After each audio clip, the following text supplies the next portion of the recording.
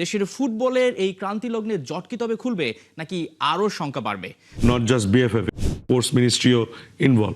So সবকিছু কিন্তু একটা প্রসেসের মধ্যে দিয়ে যেতে হয়। ক্রীড়া প্রতিমন্ত্রী তিনিও আগ্রহী এবং তিনি একটা কথা বারবার বলছেন যে টাকার কোনো সমস্যা হবে না। ব্যাকপ্যাক গোছানো শেষ, কেবল ফ্লাইটের অপেক্ষা। হামজা চৌধুরী আর সমিত সোমদের নতুন গুরুর অপেক্ষায় এখন পুরো বাংলাদেশ। কে হচ্ছে লাল সবুজের ডাগআউটের নতুন মাস্টারমাইন্ড? ওয়েলসকে ইউরোর সেমিফাইনালে তোলা ক্রিস কোলম্যান, নাকি হাঙ্গারিকে বদলে দেওয়া বার্ন স্টক, নাকি পর্দার আড়াল থেকে উঠে আসবে সম্পূর্ণ নতুন কোনো নাম? ঠিক যখন 15ই মে এই শুক্রবারের মাহেন্দ্রক্ষণের দিকে চোখ সবার, তখনই আকাশে জমছে শঙ্কার কালো মেঘ। বাফুফের সভাপতির ঘোষণার আগে শোনা যাচ্ছে বিপত্তি, টাকার মামলা গুছে গেছে, কিন্তু হুট করে বেঁকে বসেছেন শর্ট লিস্টেড কোচরা। লম্বা সময় ধরে অপেক্ষা করানোই কি কাল হলো তবে? দেশের ফুটবলের এই ক্রান্তি লগ্নে জট কি তবে খুলবে নাকি আরো শঙ্কা বাড়বে? দর্শক, আমরা আলোচনা করতে চাই আজকে বাংলাদেশ ফুটবল ফেডারেশন নতুন কোচের নাম ঘোষণা করার কথা, কিন্তু হয়তোবা সেটা নানা কারণে করা যাবে না। সেই সঙ্গে প্রবাসী ফুটবলার নানা বিষয়ে কথা বলতে চাই দেশের ফুটবল নিয়ে। এই মুহূর্তে স্টুডিওতে আছেন বাফুফের ডিজিটাল মিডিয়া ম্যানেজমেন্ট কমিটির সদস্য অমিত হাসান। অমিত হাসান, আপনাকে স্বাগত ৭১ খেলা যোগে। সেই সঙ্গে শুভ সকাল। অনেকদিন দেশের বাইরে ছিলেন কিন্তু ফুটবলের সঙ্গে কানেক্টেড ছিলেন এবং দেশে ফিরেই একটা নতুন ইস্যু, সেটা হচ্ছে হেড কোচ নিয়োগ। এই যে একটু আমরা মনে হচ্ছে দেরি করে ফেললাম কিনা, অনেক আগে থেকে একটা ব্যাপার শোনা যাচ্ছিল যে হাভিয়ার কাবরেরাকে হয়তো বা রাখবে না, তার সঙ্গে চুক্তি শেষ। লাস্ট যে ম্যাচটা হলো সিঙ্গাপুরের বিপক্ষে, বাফুফের কি উচিত ছিল আর আগে থেকেই হাভিয়ার কাবরেরা থাকা অবস্থায় কোচ নিয়োগ প্রক্রিয়া শুরু করা কিনা? কেননা বারবার একটা কথা বলা হচ্ছিল যে সিঙ্গাপুর ম্যাচ দেখে তারপর আমরা সিদ্ধান্তে আসব। এই জায়গাটাই কি বিপত্তির কারণ হয়ে দাঁড়িয়েছে? First of all thank you আমাকে ইনভাইট করার জন্য এই প্রোগ্রামের জন্য। And when it comes to the coach, আমার কাছে যেটা পার্সোনালি মনে হয় যে আসলে আমাদের যেই technical department, they have been working for a long time. ওনারা একটা প্ল্যানের মধ্যে দিয়ে আগিয়েছে। কাবরেরা যাওয়া নিয়ে থেকে শুরু করে দ্য হোল প্রসেস, ওনারা আমাদের টেকনিক্যাল কমিটি এবং দি এক্সিকিউটিভ ডিরেক্টরস যারা আছে Bangladesh football federation, they have been quite active এটা নিয়ে। বাট আমাদের আরেকটা দর্শক বা আমরা যারা আছে ফুটবলের সাথে জড়িত, ওদেরও একটা জিনিস বোঝা উচিত। ফিফা উইন্ডো মানে বলতে গেলে বিভিন্ন ম্যানেজার কিন্তু বিভিন্ন ন্যাশনাল টিম বা ক্লাবের সাথে যুক্ত থাকে। সো ওদের যেরকম বাংলাদেশের সাথে কাবরেরা যেই সিচুয়েশনটা ছিল, ওটা কিন্তু এপ্রিলের দিকে শেষ হয়েছে, রাইট? ইউজুয়ালি হয় হলে এগুলি জুনে সবার কন্ট্রাক্টগুলি। সো আই থিঙ্ক ওই এন্ডে আমাদের টেকনিক্যাল ডিপার্টমেন্ট ওয়াজ ওয়েটিং যে অ্যাভেলেবিলিটি আর কি কোচ আছে। সো ওভাবেই আসলে আই উড সে যে ওপেন দেওয়া হয়েছিল রিক্রুটমেন্টের জন্য, যে আমরা সবাই সিভি ড্রপ করেছে। সো এখন আসলে আপনারাই যেটা নিউজে দেখছিলাম, স্পোর্টস মিনিস্টার বলেন বা বাফুফের যারা সবাই ইনভলভ। সো এখানে আসলে it's A negotiation as well, right? কোচের এন্ডেও একটা কোচের এজেন্ট আছে, ওরাও হলে গিয়ে একটা ওয়েটিং গেম খেলে। ইটস অল মানে ওদের মেইন দায়িত্বটা হবে গিয়ে স্যালারি নেগোসিয়েশন। সো এখানে অনেক সময় অনেক কিছু ডিলে হয় বিকজ, আর আমরা তো দেখেছি হলে গিয়ে নট জাস্ট বিএফএফ, এখানে স্পোর্টস মিনিস্ট্রিও ইনভলভ। সো সব কিছু কিন্তু একটা প্রসেসের মধ্যে দিয়ে যেতে হয়।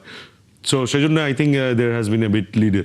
প্রত্যেকে আসলে ভালোটা চাচ্ছেন, দেশের ফুটবলের উন্নতিটা চাচ্ছেন। আমি যদি ফ্যানের জায়গা থেকে বলি, আমি যদি একজন স্পোর্টস সাংবাদিক বলি, তারাও এটা নিয়ে আপডেট দিচ্ছেন প্রতিনিয়ত। এবং আমি যদি বলি একজন ক্রীড়া প্রতিমন্ত্রী, তিনিও আগ্রহী এবং তিনি একটা কথা বারবার বলছেন যে টাকার কোনো সমস্যা হবে না এবং বাজেটটা কোনো ইস্যু না। কিন্তু এই যে ধরেন বারবার আমরা অপেক্ষা করি, আমরা যদি রোজারিও মিকেলের কথা বলি, যে তাকে কিন্তু আমরা অনেকটা আমাদের হাত থেকে ফসকে গেছে। এখন যদি কোনোভাবে কোলম্যান বা বার্ন স্টক যাদের নাম শোনা যাচ্ছে, তারা ফসকে যায় কোনো কারণে, ধরেন তারা কেউ ইংলিশম্যান, কেউ জার্মান, সো তাদের একটা পেশাদারিত্বের জায়গা রয়েছে। এমনটাও শোনা যাচ্ছে যদি এরা রাতারাতি কোনো একটা অফার পেয়ে যায়, সেখানে তারা সাইন করে ফেলতে পারে। সেক্ষেত্রে আমরা কি করব? সো এটা আসলে it's a very critical situation. এটা every federation has to go through it. আর আমাদের জন্য আসলে এই জিনিসটা দ্য হোল কমিটি একটু নতুন হতে পারে compare to the previous regime, I would say. So সেজন্য আমরা হলে গিয়ে একটু কশাসলি আগাচ্ছি বিকজ এখানে multiple parties, multiple stakeholders involve. আর কোচেসের এন্ড থেকে আমি বলবো যে they have been doing it for years, right? বিভিন্ন ফেডারেশন থেকে বলুন, বিভিন্ন ক্লাবস থেকে বলুন। তো ওদের ওই জিনিসটা ওরা খুব ভালো করে জানে যে, আর সামটাইমস আসলে অনেক সময় হয় কি, even in media as well, not just here, in outside media as well, কোচেসদের নিজেদেরও একটা পিআর টিম থাকে, রাইট? সো ওরাও বলে যে আমি এই ফেডারেশনের জন্য ইন্টারেস্টেড, দেখা যায় যে they sign for other clubs as well. So সব কিছু মিলেই কিন্তু it's a very critical situation for BFF as well, যে তাড়াতাড়ি কোচ অ্যানাউন্স করলে আবার স্যান মেরিনোর জন্য ওভাবে প্রিপারেশন নিতে পারবে। So I am sure technical department is doing their best, যে শীঘ্রই আমরা একটা অ্যানাউন্সমেন্ট পাবো। আপনি যদি বাফুফের সভাপতির চেয়ারে থাকতেন তো সেক্ষেত্রে এই মুহূর্তে কাকে বেছে নিতেন, বার্নস্টক, কোলম্যান, নাকি আপনার আসলে পছন্দের লিস্টে কেউ থাকতো যে বাংলাদেশের জন্য সেরা হবে? আমি ডেফিনেটলি বলবো যে যাদের ইন্টারেস্ট দেখিয়েছে ওদের থেকেই আমাদের আসলে কনসিডার করা উচিত, right? Coleman I would say front runner, because ও প্রিমিয়ার লিগের ফুলহাম ম্যানেজ করে এসেছে, টপ গ্যারেথ বেলের মতো প্লেয়ারদেরকে ম্যানেজ করে এসেছে ওয়েলস টিমের জন্য। But we have to also think যে from the technical side of things সব কোচের কিন্তু একটা whole of I would say team থাকে, right? From the coaching staff, assistant coach, physio. So it's all about a teamwork. So আসলে I believe ওইখান থেকে হয়তোবা বিএফএফ এর একটা কিছু কনসিডার করার জায়গা রয়েছে, বিকজ যে কোনো এরকম ফরেন কোচরা আছে ওরা দে কাম অ্যাজ এ টিম। এটা হতে পারে 5 জনের টিম, এটা হতে পারে 7 জনের টিম। আপনি কোচিং এর সঙ্গে যুক্ত আছেন, সেই সঙ্গে স্কাউটিংটাও করছেন, দেশের বাইরে থেকে আমাদেরকে ফুটবলার দিচ্ছেন, প্রোভাইড করছেন। তো সেই ক্ষেত্রে যে আপনার অভিজ্ঞতার জায়গা থেকে যদি বলি যে বাংলাদেশে যে ধরনের ফ্যাসিলিটিস, বাজেট ইস্যুটা ধরেন দূর হলো এবং কোলম্যান কোনোভাবে বাংলাদেশে আসলেন, তার জন্য তো এই পরিবেশটা একটা বড় চ্যালেঞ্জ হবে, যদিও তিনি পড়াশোনা করে আসছেন। তো সেক্ষেত্রে বাফুফে হয়তো বা বাজেট এই সমস্যাটা দূর করতে পারলো, বাকি সমস্যাগুলো তো ভাবতে হবে যে তার তখন চাহিদা বাড়তে পারে, ফ্যাসিলিটিসের দিকগুলো, সেগুলো নিয়ে বাফুফে নিশ্চয়ই ভাবছে। 100%, বিকজ একটা যখন এরকম বড় মাপের কোচ আসে ওরা একটা ফিলসফি বা একটা ব্র্যান্ড অফ ফুটবল নিয়ে আসে। সো ওরাও দেখে যে আমাদের infrastructure is good enough or not, যে ওই ফিলসফিটা কি ইমপ্লিমেন্ট করার জন্য। আই থিঙ্ক ওইখানেই একটা ডিসকাশন হচ্ছে, আই বিলিভ, যে ওদের ফিলসফি আমাদের ইনফ্রাস্ট্রাকচার বা সবারই তো একটা কোচের শর্ট টার্ম এবং লং টার্ম প্ল্যান থাকে। সো আমাদেরও যারা আমরা ফেডারেশনে আছি বা যারা বিভিন্ন ডিপার্টমেন্টের দায়িত্ব আছে, we also have to make sure যে যেই নতুন কোচ আসে ওনাদের ফিলসফি মেনটেন করে আমরা যেন ওনাদেরকে রাইট রিসোর্সেসগুলি দিতে পারি। আমরা যদি একটু নারী ফুটবলারদের সঙ্গে কথা বলি, যে পিটার বাটলার যখন আসলেন নারী ফুটবলারদের মধ্যে একটা আন্দোলন হয়েছিল যে তিনি বেশ কিছু সিদ্ধান্ত নিয়েছেন, সেটা হয়তো বা তাদের পক্ষে যায়নি বা একটা বিতর্ক তৈরি হয়েছে, কিন্তু দিন শেষে দেখা গেল যে পিটার বাটলারই একটা দারুণ সফলতা এনে দিলেন, যে মেয়েদেরকে এশিয়ান কাপে নিয়ে গেছেন, সেটা সিনিয়র এবং জুনিয়র টিম। সেক্ষেত্রে কোলম্যান বা যেই আসেন তাতে ছেলেদের বা পুরুষদের ফুটবলেও তো এরকম একটা ঘটনা ঘটতেই পারে, কজ তিনি তার মতো দল সাজাতে পারেন, অনেক সিনিয়র প্লেয়ারকেও তিনি বাদও দিতে পারেন। তো সেই ব্যাপারগুলো ট্যাকেল দেওয়ার জন্য তো বাফুফেকে এখন থেকে রেডি থাকতে হবে। 100%। আমরা আপনি যে প্রসঙ্গটা উঠিয়েছেন যে ওমেন্স টিমের জন্য, আমরা দেখেছি যে বিএফএফ ব্যাক দ্য কোচ মানে 100%। সো দ্যাটস ওয়াই আসলে আমরা দেখতে পাচ্ছি রাইট রেজাল্ট। আর এটা I would say it's very common, বিভিন্ন দেশের ক্ষেত্রেও দেখা যায় যে coach sometimes prefers certain players over others. So এখানে আবার it's an unpopular opinionও হতে পারে, ফ্যানদেরও মন খারাপ হতে পারে। দেখা যায় যে আমিও বাইরে থেকে খেলা দেখি, অনেক সময় আমাদেরও আপসেট লাগে যে কোচ ওকে পিক করে না কেন, but every coach has their philosophy. And এটা আমরা দেখে আসছি, ইভেন ওয়ার্ল্ড কাপেও দেখবো যখন স্কোয়াডগুলি যখন ঘোষণা করা হবে আমাদেরও দেখা যাবে যে উইল বি রেজিং আইব্রোজ যে একে কেন পিক করা হলো না, right? So it's just like that. Bafufe একেবারে স্বচ্ছভাবে কোচ নিয়োগ দিতে চেয়েছে এবং সেখানে একটা জিনিস দেখা গেছে যে প্রায় 220-এর অধিক সিভি পড়েছে, যেটা আমাদের জন্য বেশ একটা গর্বেরও বিষয়। যে আর এটার সঙ্গে বাফুফে এইভাবে অভ্যস্ত নয়, যেটা আপনি বলছিলেন তাই হয়তো বা সময় লাগছে। কিন্তু বাফুফে কি এই জায়গাটায় কোনো চিন্তা ছিল কিনা যে আগে থেকে যে যদি হাভিয়ার কাবরেরাকে আমরা না রাখি, তাদের পছন্দের কোনো কোচ কি থাকা উচিত ছিল কিনা? So I am sure communication চলছিল আমার কাছে যে ইনফরমেশন আছে, বাট সেম জিনিস ওই একটা উইন্ডোর পরে যেহেতু আসলে কোচরা কথা বলে, অনেকজনই অনেক ফেডারেশন অনেক ক্লাবসই আসলে এইসব টপ কোচেসদের সাথে কমিউনিকেশনে থাকে।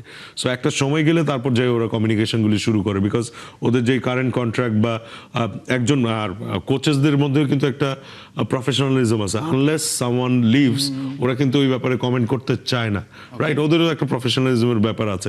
সো আই এম শিওর যখন ক্যাবরেরা ওর চুক্তিটা শেষ হয়েছে তখনই আসলে আই উড সে সিগনিফিকেন্ট ডিসকাশনগুলি বা সিগনিফিকেন্ট আলাপগুলি আরও সামনে গিয়েছে উইথ দ্য আদার কোচেস। তার মানে যখন হাভিয়ার কাবরেরার ম্যাচটা শেষ হয়ে গেছে তখন থেকে বাফুফে মাঠে নেমেছে নাকি না, আগে থেকে? 100% আগে থেকেই মাঠে নেমেছে, বাট আই উড সে যে অ্যাক্টিভলি আফটার কাবরেরা যাওয়ার পরে একটা কমিটিও গঠন হয়েছে। কারেক্ট কারেক্ট, কারণ সবকিছু তো খুব ওপেনলি করেছে, so it's very I would say transparent as well. So এটারই আসলে আমরা ভালো দিকটাও দেখছি, বাট ভালো দিকের সাথে আরো একটা জিনিস as we have Hamza Chowdhury, Samit Som, lot of coaches also আমাদের এখন ইন্টারেস্টেড, যেটা আগে কিন্তু ছিল না।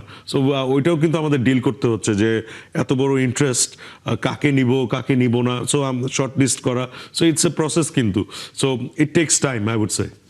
এই জায়গাটা আমি একটু আসতে চাই। ধরেন এই মুহূর্তে তো আমাদের কোনো প্রতিযোগিতামূলক কোনো গেম নেই। আমি যদি বলি যে ফিফা ফ্রেন্ডলি রয়েছে, তারপর সাফটা রয়েছে, আরো একটু সময় বাকি রয়েছে। আপনার কথার সঙ্গে যদি মিল রাখতে চাই যে জুনের কথা বললেন, বা একটা সময় এসে কোচদের হয়তো অ্যাভেলেবেল পাওয়া যায়, তো এই মুহূর্তে হয়তো বা কাউকে যদি বাংলাদেশের লোকাল কোনো কোচকে ভারপ্রাপ্ত দায়িত্ব দিয়ে সান মারিনোতে পাঠানো হতো, সেটা কি খুব বড় ভুল হয়ে যেত কিনা বাফুফের জন্য? ভুল হতো না, it would be an unpopular opinion I would say, যে আমরা এত কোচেস দেখে যদি স্যান ম্যারিনোর জন্য একটা লোকাল কোচ পাঠাই না, আপাতত একজন লোকাল কোচকে যদি পাঠানো হতো, দেন বাফুফে হয়তো বা আরো সময় নিতে পারতো কোচ পাওয়ার ক্ষেত্রে, সেটা বলছি। I think it's an very open ended একটা ডিসকাশন, বিকজ আমরা দেখেছি যে স্টিল এখনো অনেক কোচেস ইন্টারেস্টেড। আই উড আমাকে যদি জিজ্ঞাসা করেন, I would rather go for the coach right now, যে রাদার দেন আমি একটা লোকাল কোচকে তখন পাঠাবো। তখনই একটা কোচ এসে এখন যদি আমরা কোনো কোচকে নিয়োগ দিই, ও কিন্তু অ্যাসেস করতে পারবে ফার্স্ট ফ্রেন্ডলিটা, তখন pros and cons of the team ও বুঝতে পারবে এসে। তারপর হলে গিয়ে আর আরেকটা জিনিস হচ্ছে, এখন যদি কোচ সাইনও করি, he has to come as soon as possible, আমাদের এখানে ডিসকাস করা, আমাদের এখানে অ্যাটমসফিয়ারটা কি, ইনফ্রাস্ট্রাকচার কি, এগুলি সব দেখে কিন্তু করা উচিত। আর বেশি কিন্তু সময়ও নেই with the San Mariano team, so সব কিছু ক্লাবের গেম শেষ হবে, সো সব কিছু খুব তাড়াতাড়ি করলে বিএফএফ এরই আসলে বেনিফিশিয়াল। তো সেক্ষেত্রে ধরেন যদি একটু ফ্যানদের চাপে হোক বা সোশ্যাল মিডিয়ার চাপে হোক, একটু চাপে পড়ে যদি এই ধরনের কোনো ডিসিশন নাই, হ্যাঁ দেরি হচ্ছে, ফাইন, বাফুফেকে অনেক কথা শুনতে হচ্ছে, ফ্যানরা অপেক্ষা করতে পারছে না, কিন্তু এইটা যদি তাদের হিতের বিপরীত হয়, যে তাড়াহুড়ো করে একটা সিদ্ধান্ত নিতে গেলে, এটা লং টাইম তো একটা প্রসেস, যে 2 বছরের জন্য চুক্তি, তো সেক্ষেত্রে কি একটু সময় নিয়ে করাটাও কি বেটার অপশন কিনা? হতে পারে, বাট আর একটা জিনিস আমরা I would say missing part as well, 2 বছরের কন্ট্রাক্ট দিচ্ছি। Lot of coaches prefer 4 years। আপনারা যে কোনো ইন্টারন্যাশনাল কোচ দেখবেন যে একটা ওয়ার্ল্ড কাপের মেয়াদ পর্যন্ত ওরা কিন্তু একটা কন্ট্রাক্ট চায়, যে আমি একটা জায়গায় আসছি, আমি একটা লং টার্ম আমি একটা প্ল্যান নিয়ে আসবো। সো 2 years-এর জন্য এটাও কিন্তু একটা ডিসকাশনের পয়েন্ট হতে পারে ফর এ কোচ, যারা কোলম্যান বলেন বা জার্মান যেই কোচ, ওদের জন্য 2 years contract might not be a right fit for them, because ওরা যেখানে যায় একটা লং টার্ম থাকার চেষ্টা করে। সেই জায়গাটাও তো বাফুফেকে রাজি করানোর একটা ব্যাপার ছিল, যে 2 বছরের জন্য 100%। আমরা কোচ নিয়ে অমিত হাসান কথা বলছিলাম, আমরা একটু ফিরতে চাই যে যাদের আমরা প্রবাসী ফুটবলার বলছি, আপনি অনেকদিন কানাডাতে ছিলেন, দেশের বাইরে থেকে, বিশেষ করে যদি বলি সুশ্রত মণ্ডল, তার জন্য একটু আফসোসই হতে হয় যে তার একটা বড় সুযোগ ছিল সাফ অনূর্ধ্ব 20 সাফ চ্যাম্পিয়নশিপে নিজেকে প্রমাণ করার, তিনি দেশেও এসেছিলেন, কিন্তু ইনজুরির কারণে তিনি ছিটকে গেছেন। তার আপডেটটা জানতে চাই, কি অবস্থায় আছেন?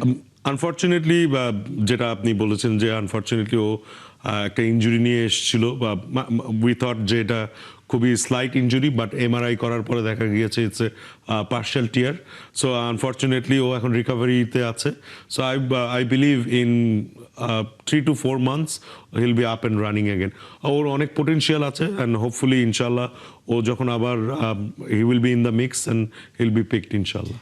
সুশ্রত মণ্ডলের ব্যাপারে আমরা যেটা জানতে পেরেছিলাম যে সিনিয়র টিমের জন্য হয়তো বা তাকে ভাবা হচ্ছিল শুরু থেকেই, তো সেক্ষেত্রে সিনিয়র টিমের ক্ষেত্রে তাকে তো এখন আর পাওয়া যাচ্ছে না, হয়তো বা এই যে 4 জাতির একটা টুর্নামেন্ট হবে মলদ্বীপে, সেখানেও পরখ করে নেওয়ার সুযোগ ছিল। তো সামনে তাহলে তাকে আমরা কবে পাবো, বা তিনি কি অবস্থায় আছেন? আই থিঙ্ক এই ইয়ারে পাওয়াটা ভেরি ডিফিকাল্ট হয়ে যাবে, because it's a very it's a long term injury. But আমাদের আবার এটাও চিন্তা করবে, they are very young as well, so রিকভারিটাও আরও ইজিয়ার হয় rather than a 23-year-old or 25-year-old। So young, I believe if he does the right work, খুব তাড়াতাড়ি সে শীঘ্রই ফিরবে। আমাদের হাতে সময় কম, আমরা একটা ব্যাপার জানতে চাই যে সমিত সোমের ব্যাপারটা। তিনি ইংল্যান্ডে গিয়েছেন, কয়েকটা ক্লাবে ঘুরেছেন, প্র্যাকটিস করেছেন, জি। স্কানথর্প নামে একটা ক্লাবেও তিনি গিয়েছেন। সবকিছু মিলিয়ে এই আরেকটা উইন্ডো শুরু হচ্ছে এবং যতদূর আমরা জানতে পারি যে তার একটা স্বপ্ন হচ্ছে প্রিমিয়ার লিগে খেলা। সো এই মুহূর্তে আসলে কোন অবস্থায় আছে? So I'm sure স্বপ্ন তো সবারই থাকে premier league, but we are also looking at other clubs as well. আপনি ক্যানাডিয়ান প্রিমিয়ার লিগ বলেন, সাউথ ইস্ট এশিয়া বলেন, ইভেন মিডল ইস্ট বলেন। সো সমিতের টিম এবং আমরা সবাই we are looking to explore those opportunities. আর অ্যাট দ্য মোমেন্ট আপনি জানেন যে সব কিছু উইন্ডোর উপরে ডিপেন্ড করে। সো ইনিশিয়াল টকস হচ্ছে অ্যান্ড হোপফুলি একটা ভালো অ্যানাউন্সমেন্ট হবে খুব দ্রুত। জি। একেবারে ছোট্ট করে জানতে চাই যে আপনি বেশ কয়েক মাস দেশের বাইরে ছিলেন জি। এবং হাতে হয়তো বা বেশ কয়েকটা প্রজেক্ট আছে জাতীয় দলের জন্য বা ন্যাশনাল টিমের জন্য। এমন কোনো প্রজেক্ট আছে কিনা দেশের বাইরে থেকে ফুটবলার নিয়ে আসার ক্ষেত্রে? জি, we are working on something because আপনারাই জানেন নিউজে যে আমরা there are certain individuals যারা হলে গিয়ে বিভিন্ন দেশ থেকে BFF কে হেল্প করা হচ্ছে প্রবাসী প্লেয়ার দিয়ে, আর ওইখানেই ট্রায়াল হয়ে তারপর ওদেরকে সিলেক্ট করা হচ্ছে। সো আমিও ওয়ান অফ দেম। আমরা বিদেশ থেকে প্রবাসী যেসব প্লেয়ার আছে ওদের সাথে আমরা অ্যাক্টিভলি কাজ করছি। আপনি জানেন যে এদেরকে আসলে রিক্রুট করা it's a long process. Young হলে ওদের বাবা মাদের সাথে কথা বলতে হয়, সব কিছু যে আমাদের ফুটবলের ইনফ্রাস্ট্রাকচার নিয়ে। But I believe when it comes to the মানে যারা ডিয়াসপোরা প্লেয়ার আছে Bangladeshi, we are in a very good situation Bangladesh football federation, and there are individuals who are working on it, and আমরা সামনে ইনশাল্লাহ আরো বেটার বিগার ট্যালেন্ট দেখবো। চ্যালেঞ্জটা কোথায় থাকে? বাংলাদেশের ফ্যাসিলিটিসে তারা আসতে চান না, ব্যাপারটা তাই? চ্যালেঞ্জটা থাকে হলে গিয়ে আসলে ফার্স্ট বিকজ বিভিন্ন জিনিস ওরা বিভিন্ন একাডেমি এবং বিভিন্ন ক্লাবের সাথে যুক্ত থাকে, আর plus when they are young ওদের কিন্তু এডুকেশনটাও চলতে থাকে। সো রাইট উইন্ডোতে ওদেরকে এখানে আনা ইজ দি কি চ্যালেঞ্জ। আর অবভিয়াসলি ওদেরও বাবা মার বা ওদেরও স্বপ্ন থাকে বাংলাদেশকে রিপ্রেজেন্ট করার, but at the end of the day আমাদের BFF এর সাইডের থেকেও কিন্তু ভেরি ইম্পর্টেন্ট টু মেনটেইন যে ওরা ট্রায়ালে এসে ওদেরকে প্রুফ করা, বিকজ ভিডিও অ্যানালাইসিস বা অনেক কিছু দেখে আমরা অনেক কিছু বলতে পারি, but at the end of the day the answer should be on the pitch. আপনি যেভাবে লেগে আছেন, বাফুফে যেভাবে লেগে আছে, আমরা আশা করছি খুব ভালো ভালো ফুটবলার পাবো। কোচ যেভাবে আসলে হাই প্রোফাইল নিয়ে আসা হচ্ছে এবং হাই প্রোফাইল এই ধরনের আমরা ফুটবলার আশা করছি। অমিত হাসান, আপনাকে অসংখ্য ধন্যবাদ আমাদেরকে সময় দেওয়ার জন্য। Thank you.